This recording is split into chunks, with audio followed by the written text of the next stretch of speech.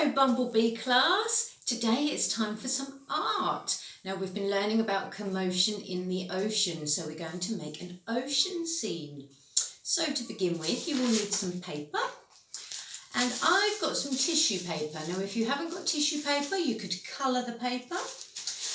You could colour it and then tear it, and that's what we're going to do to begin with. We're going to tear the paper.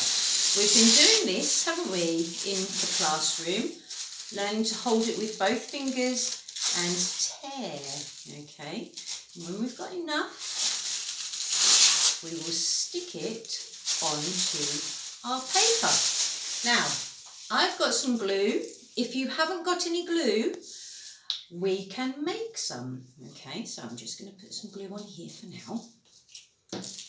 Now, I've done this very quickly, so it's not quite right, but you can try and cover the paper.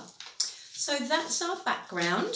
So when that's done, we'll put that to one side, and then we've got a job to do. What we are actually going to do for our picture is paint some stones. So I've been out in the garden and I've found some stones. Now if you have a garden, you can go and have a look and pick some up. If you haven't got any stones, or you haven't got a garden, we can make our own stones, and I will show you. So the first thing we need to do is make the glue. So we've got a bowl and a whisk. We've got some flour and a spoon. I'm going to put 2 scoops in. 1, 2. Okay. And then we're going to add some water. Now, not too much at a time because you don't want it to be too runny.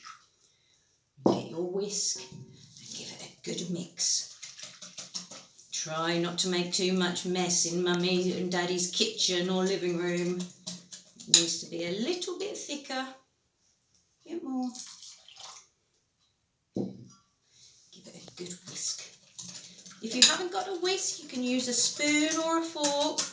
This way there'll be no lumps in it when you come to use it. So, remember I said if you haven't got any glue, you can use this. So if I just show you, I'm here with your tissue paper.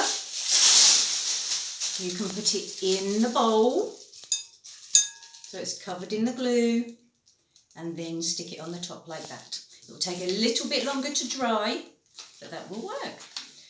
Okay, so now it comes to making our rocks, our stones. If you haven't got any, we can use some newspaper. Now, we've been practicing our tearing skills. So we're going to tear it in half. Oops.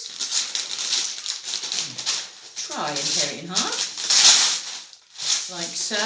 And we're going to screw it up really tight in a tight ball, and then we're going to tear strips of the paper and put it in your glue, so it's covered in the glue, and wrap it around the ball like so.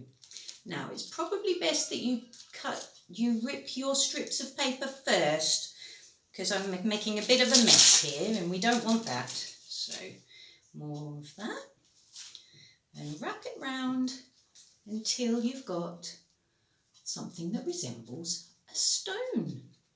Now that's going to take a few days to dry, so you'll need to put it in the sun or by the window and leave that to dry. And you can do a few of them, because what we're going to do is paint them and turn them into crabs or lobsters or anything that lives in the sea, and then you will be able to put it on your sea picture.